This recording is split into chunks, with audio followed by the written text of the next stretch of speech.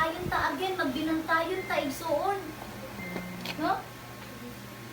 Because the enemy is trying to kill us, to destroy us, to steal everything.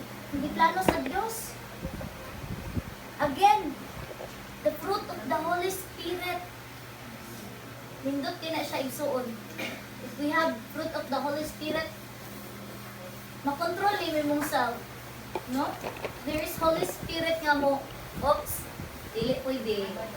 Padlong sa imo igsuon. Oops, ang labayan kag unsa akong labayan kag baton sa gani ati labay? Pan, di ba? Tinapay. Ana na siya igsuon, if we have fruit of the Holy Spirit,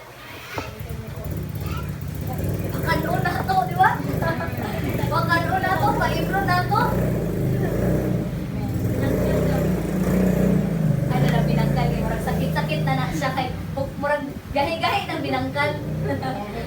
Again, if we apply the fruit of the Holy Spirit igsoon, naagi tayo self-control sa tong kinabuhi nga dili ta magpa-compromise. Dili ta mahadlok tungod kay naatay Dios. No? Naatay confident nga mo speak sa word ni Lord sa atong mga classmates, sa atong mga ka-workmates, and to all the people nga atong ma-encounter every day. Amen. Because you apply the fruit of the Holy Spirit sa imong kinabuhi. And you have confidence to speak the word of the Lord. No, kasi di mo stranger na siya maka, ay sister, hi brother, diba? Namin dyan, wabot magina sa tong time nga kanang wala ka kanang itong stranger lang sa tuwa pero grabe na inyong conversation. Spiritual ang inyong gihisgutan, no? Ako naka-encounter gyapon ko ana. Naka-encounter ko tao bitang nga di nako kaila tapos naka-share ko sa word ni Lord, no?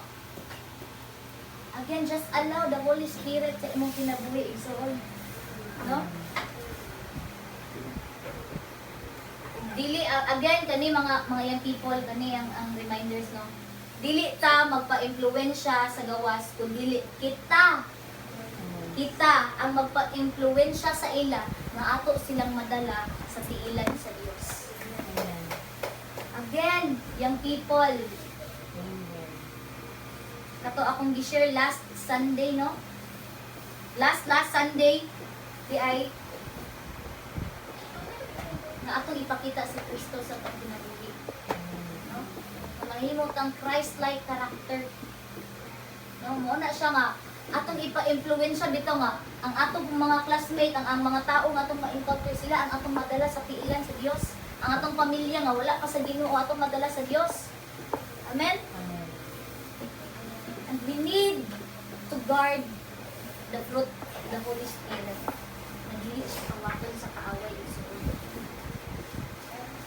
And also, we need to guard the gate of the Spirit of God. And what is the gift of the Holy Spirit of God?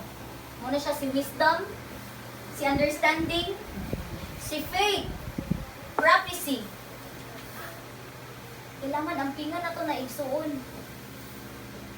Because many people are perish because there's a lot of wisdom of the world. No? Daghang mga tao nga ang ilang wisdom, ang ilang kaalam kay pangkalibutanon jud mas dako pa ang kuan sa kalibutanon. Again, be confident. No? Magbinantayon ta, be vigilant sa imong kinabuhi nga dili jud makawat sa Dios. Amen. And again, igsoon, ikaduha, be confident in prayer. Kamusta ang atong prayer life? Hello? Naapabata igsoon, kamusta ang atong prayer life?